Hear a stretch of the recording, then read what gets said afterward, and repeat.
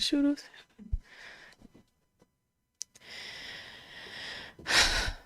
Om, Om Shanti. Good evening, everyone, and welcome to Brahma Kumari's Calgary Meditation Center.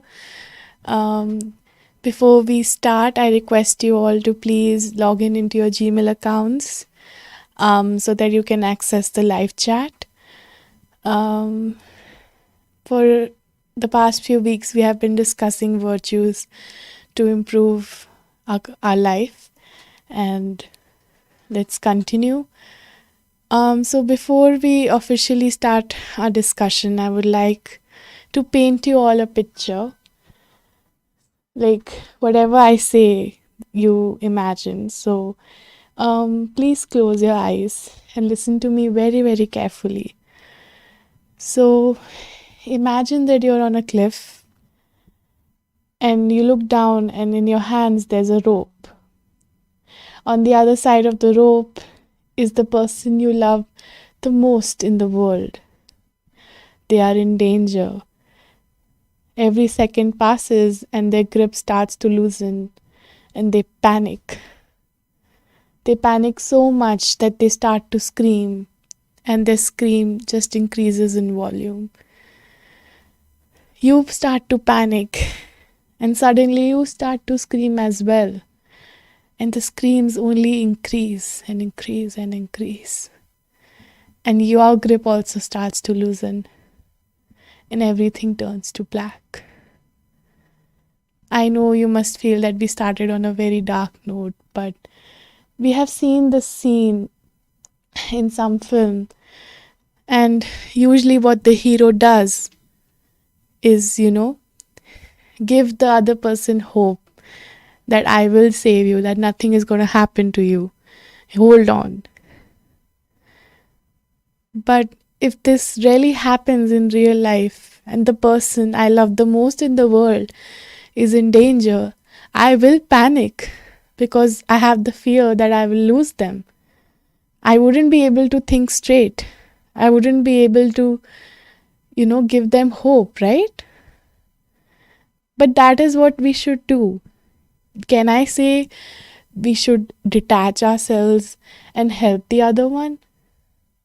But do we do that when it comes to real life situations? Or do we fall with them?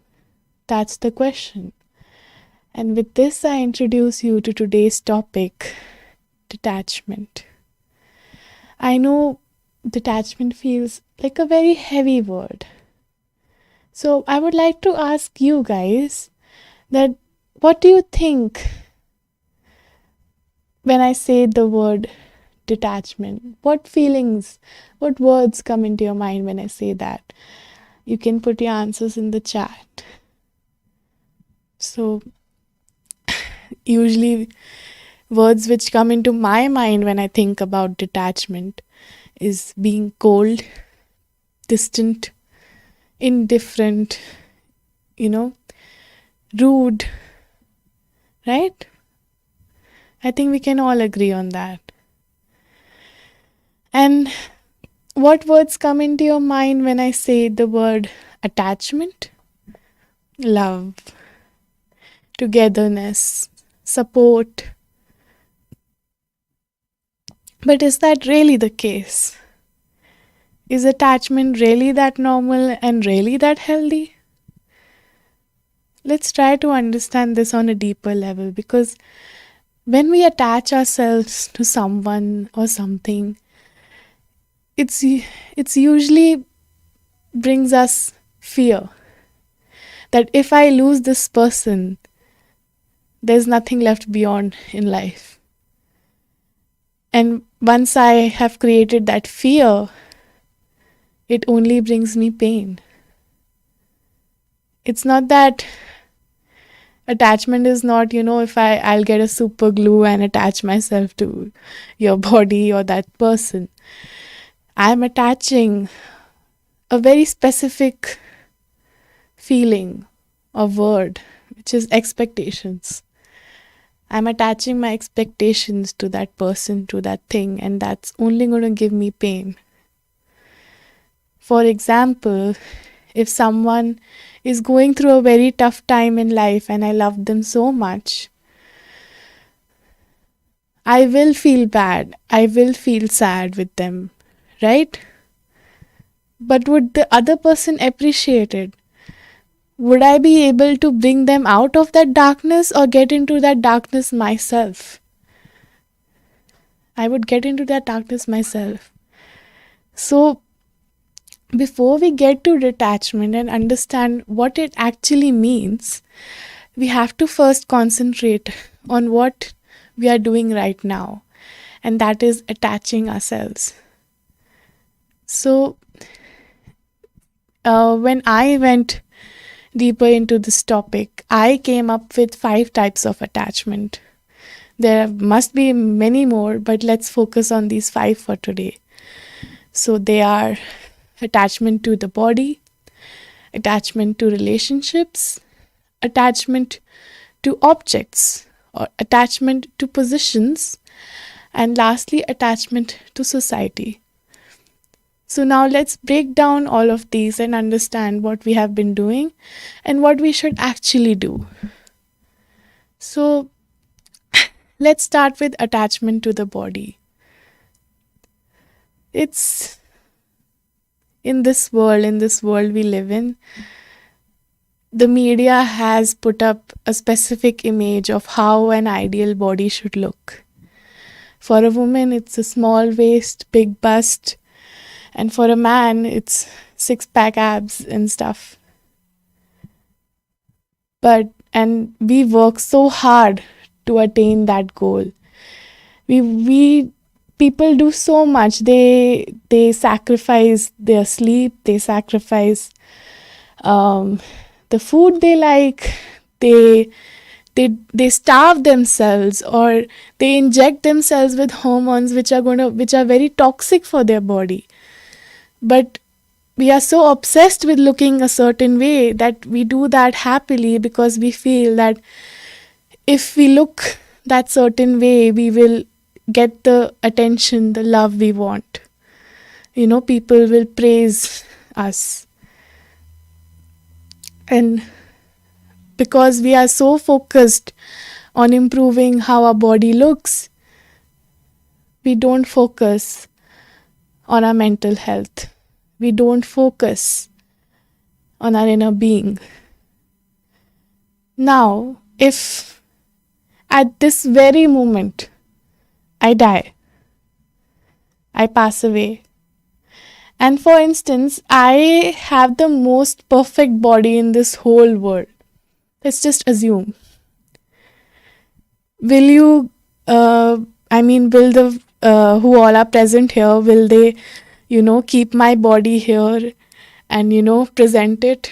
Or will my body go to some museum, that, oh, this was the most perfect body in the world, so we have to keep it safe? That has never happened, has it? My body, if it's here, it won't even be kept here for a day. This body will be immediately taken to an ambulance and to a funeral home. Immediately. But what will you guys remember about me? Not the way I looked, but what I did. What my inner being did. My inner being was kind, smiled, knew how to treat people, maybe. But or you will remember the bad stuff I did, but you won't remember what my body did or looked like. You will remember what my inner being did. You will not care about the body anymore. You won't want to be near it, but you would, want to be near my inner being, what that felt like, what energy I gave, right? Then still, why do we try to, pay attention to something which is temporary? This flesh, these bones, they would either be buried or turned into ash. But something which cannot be turned into ash is my inner being, is the power that's inside me.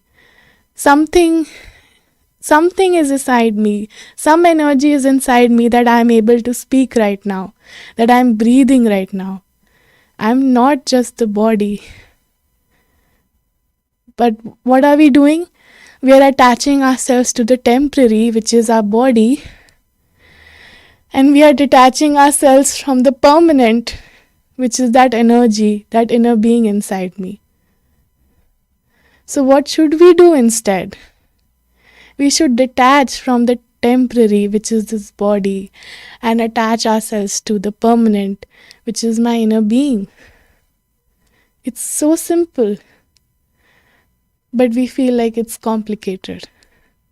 I'm not saying stop taking care of your body. No, your body needs nutrients, exercise, and whatever you might be going through. You need to take care of your body, of course. But obsessing over just taking care of your body and sacrificing your mental health isn't going to help you in life. That's why we try to find peace and happiness. I mean, if having the perfect body has given you peace and happiness, you won't be listening to this in the first place. You are here to find peace, happiness, love, and you know it cannot be found in the perfect body. And if you feel that someone loves you just for your body, trust me, they don't love you. Now, let's move on to attachment to relationships. So, here I have a very small example. So, sometimes it happens that a child may be disturbed from something which happened in their school. Maybe they got bullied or something, and they come home and they are disturbed. Now, the mother gets disturbed as well. Now, what would the child do? The child wouldn't want to sit with the mother. The child would want to run away and just say, "Leave me alone."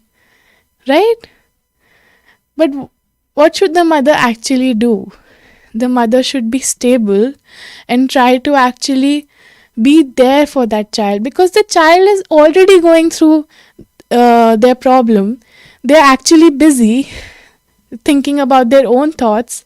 How can they handle the burden of someone else's pain as well when they are going through their own pain? How do we put how can we put our pain into someone who is already going through pain? We are just adding pain to pain, which is bizarre. But we feel that this is how relationships work. Now, if someone is if there's a pit and someone is there, instead of lending a hand, I'm not going to jump in, right, to be with you, because that's how relationships work. No, that is not how relationships work. If my life is perfectly fine and the others isn't, if we are in a relationship, it's my responsibility to be there for them and bring them out from the dark phase of their life, not go with them. If I also go with them, how will they come out? But we do that. And not only this, we attach our happiness to them.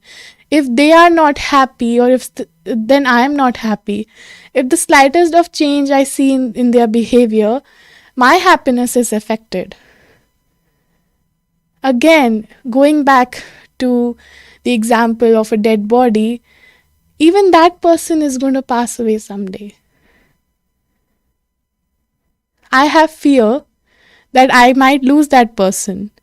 And when I do lose that person, I will be in pain and I won't care about anyone else in the room who is trying to console me. So I am already in pain, and I'm also giving pain to others who actually want to be there for me. We are again attaching ourselves to temporary relationships, because one day every relationship on this earth has to end when one of them passes away. It's it's a universal law. Every relationship ends. But what does not end is something we are still not able to, you know, find. And that something is that supreme energy, that supreme being, God, whatever you want to call it. That relationship, if I make a relationship with that supreme power, that is not going to fade away. That relationship is not going to leave me. I don't, I will not have that fear that, this will go away from my life. So again, we have to detach from the temporary, which is our daily life relationship, which will only bring more love into this relationship, and attach to that permanent relationship where I will actually get love from, so that I can give love to the other relationship. And to know more about how to find that permanent relationship, please contact us and, do the Raj Yoga course. And I'm sure you will find that love, that relationship. Now, moving on to attachment to objects. So, I have a little story for you guys. So, once there was this old couple who bought their first house, and the lady, the wife, loved it. She wanted to decorate it with everything she could find and, keep it clean and tidy every single day. So she started doing that and only paid attention to decorating her house. Now, one day, everyone comes at home and they plan, let's go for a vacation. So the wife says, you guys can go along, but who will take care of the house? I have to stay back. So everyone goes, her kids and also her husband. Now she is back home and she is enjoying. She is bringing home stuff to decorate her house more, applying bleach to keep it more clean. And she is very, very happy. Then after a few days, her family comes home and then they inform her that her husband passed away. Now, she is devastated. But what would have happened if she went on the vacation? She would have at least been there with him for his last moments. But because she was attached to how my house should look, attached to the house, she stayed back. This is how we attach ourselves to something which doesn't have life. We try to attach meaning to something which is meaningless. For example, let's take a car. So if we buy a new car, the second we buy it, its value starts to depreciate. And for example, if you just got out of the showroom and some accident happens, oh my God, the happiness is going to fade away in a second. You would be so concerned. You would be disappointed, sad. Someone might even start crying. But, that object gives me happiness, so why shouldn't, I cry? But you are fine. You didn't get hurt. The life is actually in you. That car didn't feel the pain. So why are you crying? Because you don't value living beings enough, but you value objects enough. Again, attachment to temporary things. That car someday is going to get old and you would want to buy a new car. You're not going to keep it forever. So, again, why are we attaching ourselves to objects which don't have life? Why don't we value life which is in me and in others?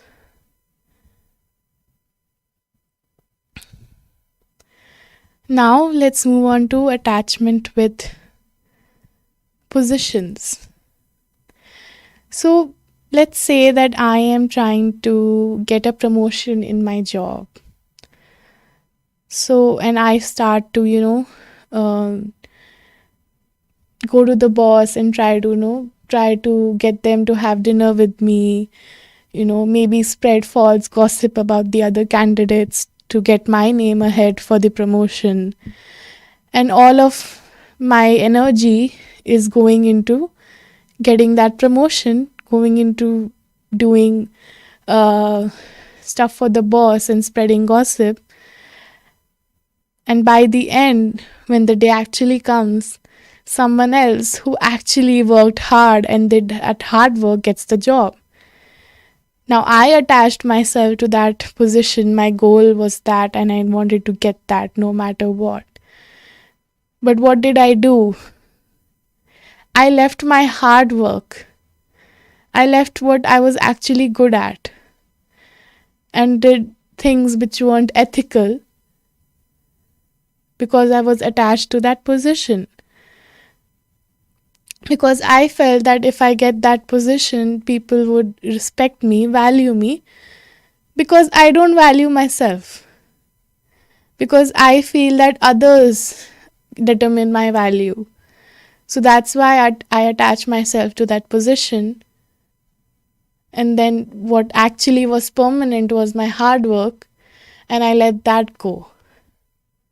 If I would have just be been confident and valued myself and been grateful of life, I would have probably gotten that promotion. But I did not choose to do that. That position won't determine what kind of a person I am.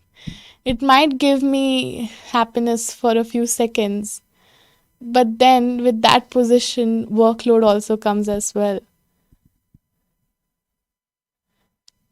So we see the benefit, but we don't see the backstory of stuff. So again, I hope you're getting the pattern that detach yourself from the temporary and attach yourself to the permanent. And lastly, we move on to attachment to society. I know it sounds very odd, but listen to me. So there was once a man who was walking through a village and he saw a potter, and that potter made beautiful pots, so beautiful with so much design. So that man asked the potter that, where did you learn this skill? The potter did not respond. Then after a few minutes, the man again pestered him that, who taught you all of this? The man did not respond. Then the man got angry and just, bashed at him that why are you being so arrogant? The skill is given to you by someone or God. You shouldn't be so arrogant. And the potter still does not respond. Now the man goes back to his home, goes back to his wife and shares the incident. And the wife says that he wasn't obliged to say anything to you. Who is he? He's a stranger.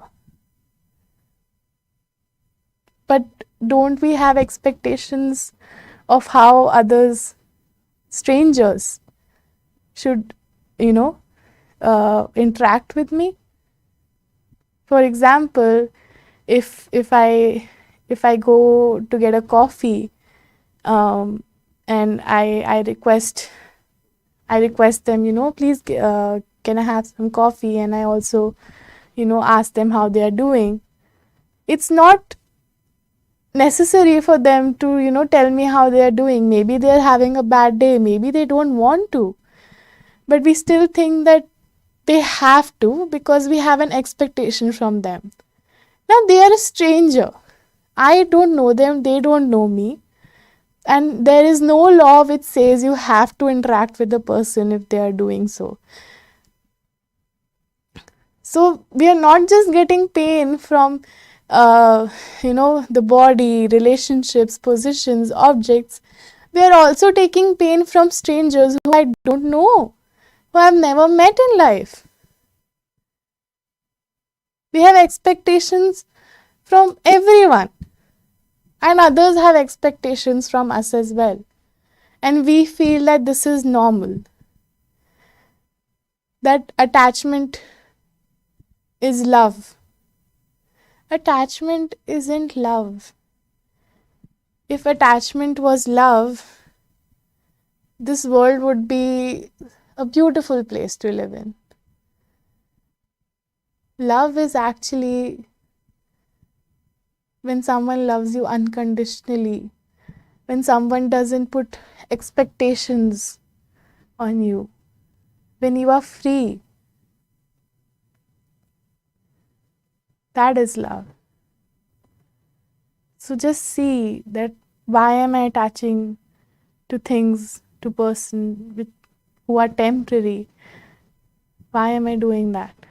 Why am I giving myself pain?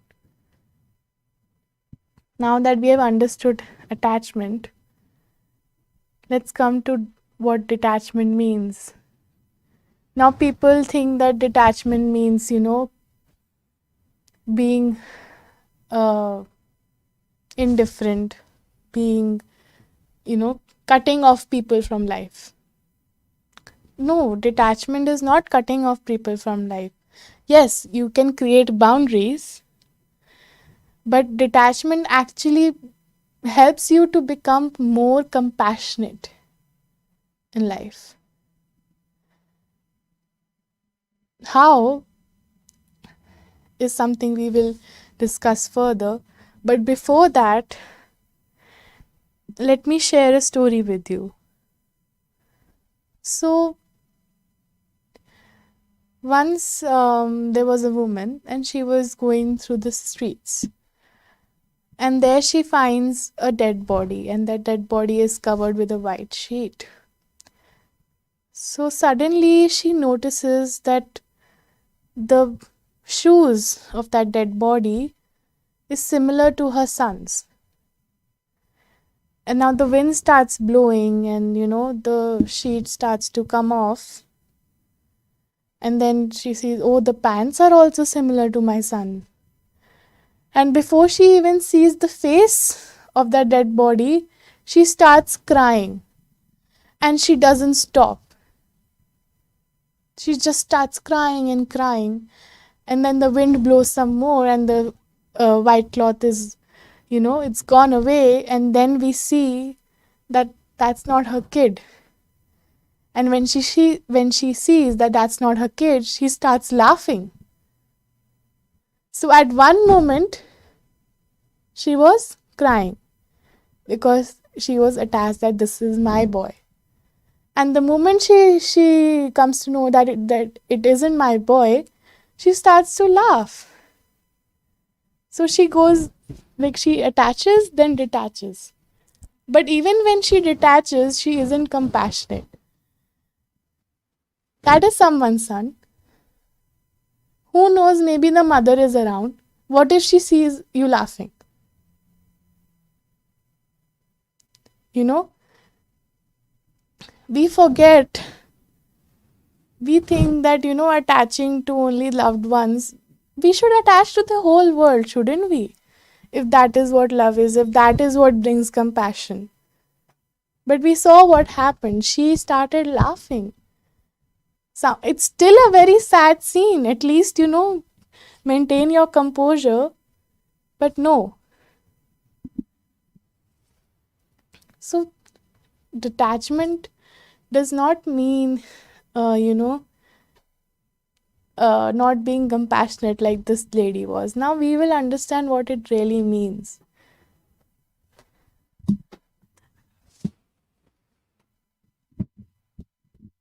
Sorry, just give me a second.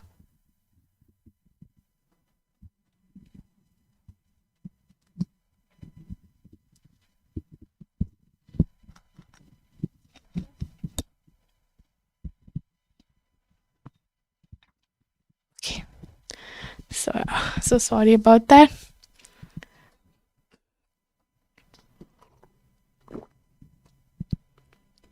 Okay,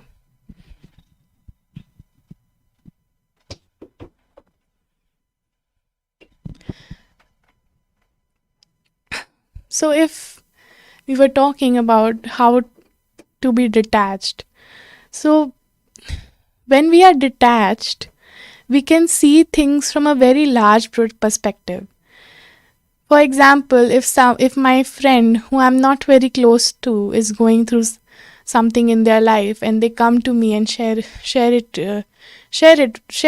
their problem with me, I would know exactly what the advice to give to them, because I am not in their world and I don't care much about them.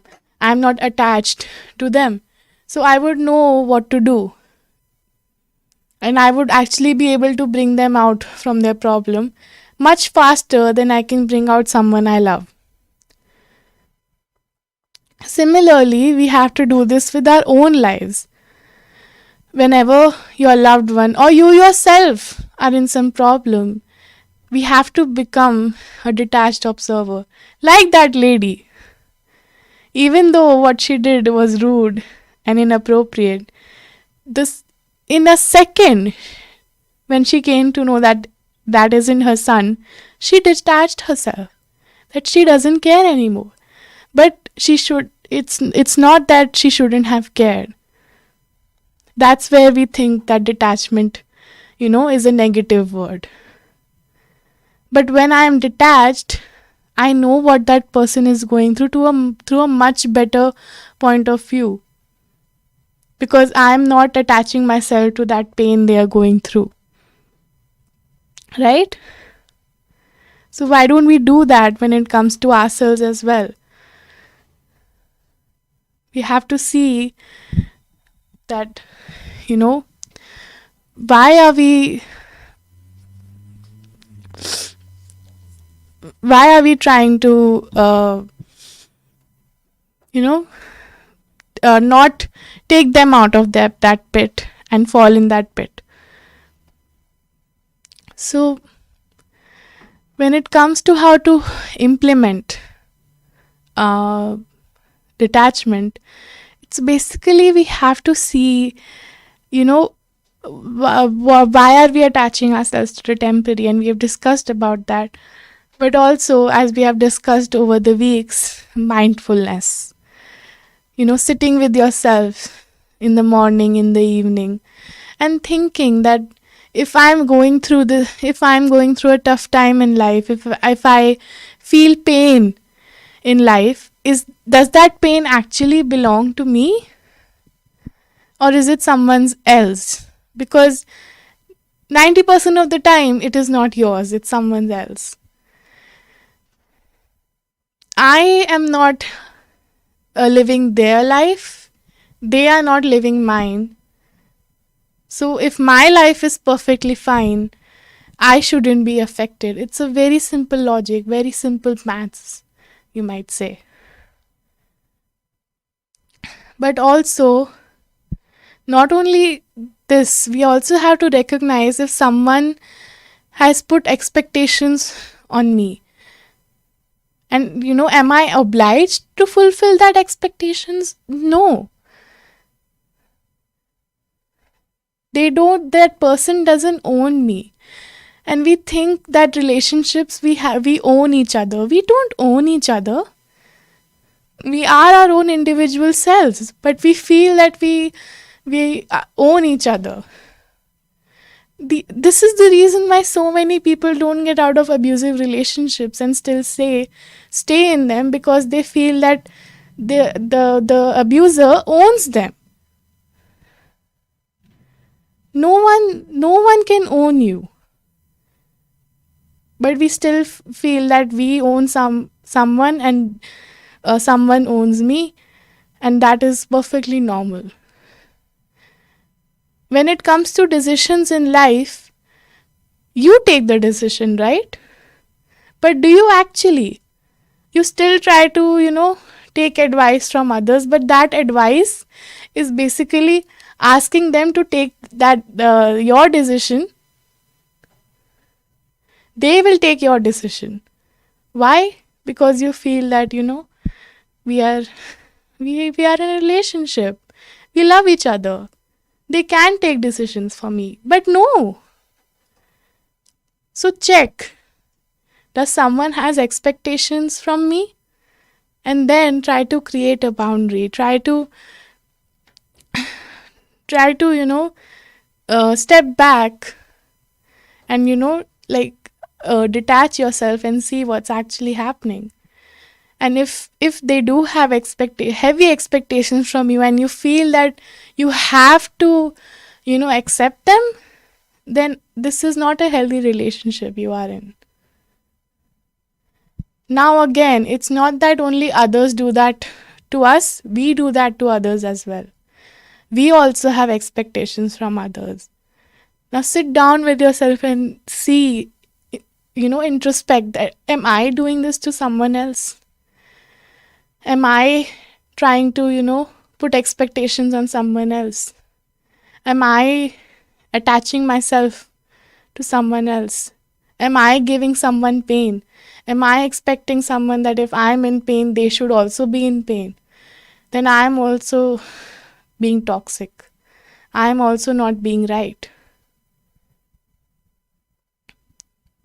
So, you know, um, when we see a movie or we see a cricket match, we we know what the hero or that player should do. We'll sit there and we'll shout, do this, do this. Why? Because we are not there. We are not present. So at the same time, see your life as a movie, and you are the hero of it. But you're also the audience. So step back and see, okay, this did not work out. This scene wasn't right. I should have done this. Now, the next scene, I'll do this. Be your own script writer, be your own director. You know, we give these roles to others. Yes, when it comes to making a film, we need a team. But we need a team who we can actually trust. Trust is very important. And you cannot trust others more than you can trust yourself. You can always trust yourself because you will always be there for yourself. But the others might leave. And we know that. That's what we have discussed. They might leave any day. But you won't leave yourself, right? And that relationship with the Supreme, that relationship won't leave as well. So again, detachment only helps you to be more compassionate. It only helps you to bring yourself out of that pit and even others. It only brings more love into relationships. And it only brings more value to yourself and to the relationships. We don't value ourselves enough. We don't respect ourselves enough. And we keep on taking pain. I mean, if I hate someone, I would want them to go through pain, right? I would want them to be in pain. I would want that something bad happens in their life. So why am I doing that to myself? Do I hate myself in so much that I'm ready to go through pain which doesn't belong to me in the first place? Is my happiness so dependent on someone that I cannot be happy on my own? Like, I think so less of myself. This is something which we have to ask ourselves. That's why we say that sitting down with yourself, meditating, talking to yourself is so very, very important. Being your own best friend is so important. We are so quick to, outsourcing our problems. Even if something is going in my life, I don't need to share it with everyone around me. I have that power to, if something is going, if for example, if something is going on in my home and if I'm in the office, if I bring that energy to my home, what am I doing? I'm just spreading negativity around. But if I can detach myself that no, this problem doesn't belong to the office, and I can be fine, I can be happy, cheerful, the normal way I am in my office. So the office won't know, and you won't spread negativity or pain around yourself. And when you don't do that, the problem at home would be easily solved. But because we are so keen to share our problems with others, you know, because we want that sympathy, we want, you know, we feel that this is love. Uh, we just create negativity around us. Even when something happens in the world, like something big happens, and that situation is very, very dark, so we like to sit back and, comment that this shouldn't have happened, this is so painful. What are we doing? We are adding pain to pain. And if you are detached and you see, okay, now this is the problem, now what can I do? Can I help? Can I help this cause financially? If not, I am capable to send good vibes, good thoughts to that situation. Even that little effort of putting those good thoughts and positive thoughts to that situation would actually maybe help it. That's being compassionate. That's being there for someone. Crying with them, just taking that pain, that is not being there for someone. That is just adding problems to a problem. And it's like we make this such a long math equation which is impossible to solve. Like, when we do that, we can never find the x. But when we are detached, when we know our formulas, when we know what we actually have to do, we can solve the x. We can find the x. So please, you know, try to give yourself that time to sit, maybe take a notebook and write, every relationship you have and see, is it healthy or not? Am I being healthy to someone or not? Always see your life from a helicopter shot. When we are or when we are in an aeroplane and we are about to land and we can start seeing the, planes, the city, doesn't it look beautiful? It's like we just want to stay in that moment. But when we are there, there's chaos everywhere around, right? Traffic. And then we are like, that place looked better from above. Same with our problems. We are in chaos. But when we detach ourselves and see it from a bigger picture, sometimes our problems are nothing. Sometimes someone is going through something much worse and we don't realize that. But when you are detached, you can realize that someone is going through something much worse and I can be there for them. And that is what being compassionate is. So at the end of this talk, I hope you stop associating the word detachment with phrases like being cold, being rude, and see that being detached is actually being in true love. Om Shanti. Thank you. And if you have any questions or want to learn Raj Yoga, please contact us, visit our site, and we'll be there for you. Thank you and have a wonderful day.